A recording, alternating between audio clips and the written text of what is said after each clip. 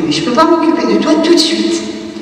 Tu vas jouer, et dans un petit moment, je serai avec toi, et on mettra les choses en place et tu m'expliqueras ce que tu veux dire. Eh bien, je vous assure, je peux vous l'affirmer à tous, que j'ai souvent, en une fois, une seule rencontre. Un matin, j'ai vu des parents, les enfants sont partis, je revoyais les parents quinzaine de jours après, le bégaiement, s'ils avaient mis en application simplement cette notion d'écoute, ils avaient complètement récupéré ces enfants. On ne parlait même plus de bégaiement, c'était terminé.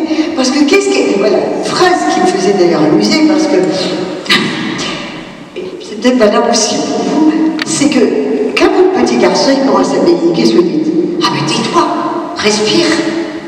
Ah oui? Et vous, quand vous êtes en train de parler, si quelqu'un vous dit tais-toi, respire, ça vous bloque. Vous vous rendez compte que vous êtes en train de créer, d'installer le bégaiement chez votre enfant. C'est la pire des phrases qu'il fallait dire. Si vous dites ça, c'est pas possible. Et pourtant, c'est ce qui se passe. Tous les parents disent tais-toi, respire. Alors que c'est pas du tout ça. Si on veut obtenir une fluidité de langage, c'est justement regarder l'enfant, le laisser un peu hésiter. De toute façon, une parole est hésitante au début, bien évidemment, et puis l'accompagner. Et bien, ça passait comme une lettre à la poste. Voilà. Et ça, je l'ai fait plusieurs fois, cette expérience. Merci pour ton témoignage. Mais pour terminer, pour dire qu'il ne faut pas médicaliser tous les problèmes aujourd'hui que les enfants ont. Aujourd'hui, c'est ça. On les médicalise et on les enferme après dans des thérapies avec des médicaments même. Pour certains prennent des médicaments parce qu'ils sont trop actifs. Mais il y a des raisons à la suractivité. Donc il faut trouver, c'est comme le harcèlement. Et l'enfant n'est pas suractif comme ça. Il y a des raisons. Quelles sont-elles, ces raisons?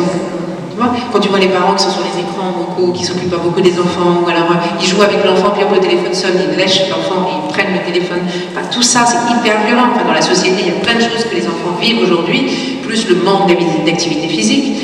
Je vous conseille aussi d'aller écouter Tal Chaleur. Je ne sais pas si vous connaissez ce médecin Tal Chaleur. Il a fait ce travail sur les émotions et c'est magnifique ce qu'il dit, parce qu'il dit en fait l'émotion elle traverse le corps et on est tellement poli, on est tellement conditionné, on est tellement... tout juste respirer pour ne pas se faire trop remarquer, qu'on n'arrive pas à faire ce que les enfants font. C'est-à-dire, à un moment donné, ton émotion, elle te traverse, tu peux avoir envie de crier, de t'énerver, d'exprimer par le corps. Et lui, il passait dans les écoles, dans les universités avec des adultes et il leur faisait faire l'ours, le tigre. Et il disait, mais quand on fait faire des exercices comme ça, pendant quelques minutes, les enfants, ils tapaient des grimaces, ils se lâchaient pendant 3-4 minutes, ils se posaient, ça y est, ils étaient beaucoup plus calmes. Et nous, on est là, dans le mental, on va tout contrôler. Et demander aux enfants d'être sages, parce que sinon, c'est pas normal. Tu vois, il faut revenir à des fondamentaux. Accepter ce qui traverse le corps, l'exprimer, et puis pour tout ça, c'est un chemin. On est en chemin. Je veux dire, l'histoire n'est pas terminée avec ce travail. Et puis, les rencontres que l'on fait, les formations qu'on enrichit aussi dans nos pratiques. Voilà ce qui se passe avec Prem Rawat, par exemple, où je suis la formation avec Anne-Marie. Donc c'est vraiment des formations qui parlent de la même chose. Comment on va revenir à soi pour poser la paix en soi, pour qu'ensuite la paix soit présente à l'extérieur. Et donc il y a plein de voies pour ça, mais en tout cas c'est là en fait la cible, elle est à cet endroit-là aujourd'hui. Elle est simple finalement. Il faut revenir à la simplicité. Voilà, le terme amour. Alors, vous savez, ce terme, comme ça, c'est difficile qu'il soit accepté.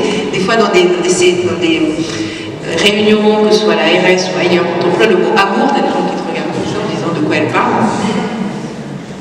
Bah oui, pourtant, c'est bien l'énergie qui nous anime, c'est notre énergie de vie. C'est ça, on est habité par l'amour. C'est ça qui nous rend heureux, c'est ça qui nous rend intelligents, c'est ça qui nous rend explorateurs du monde. C'est d'être connecté à cette émotion-là. Or, c'est une émotion, quand on parle, qui dérange. C'est intéressant à remarquer, en tout cas. Alors, pas vous, ça ne vous dérange pas, mais il y a plein de gens que ça dérange. Écoutez, merci pour cette... Merci.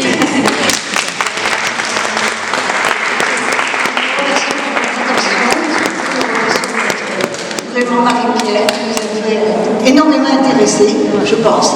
On n'est pas assez dans le dommage, et je pense qu'on a passé quand même un très bon moment. Voilà, bon retour à vous tous. Merci, au revoir.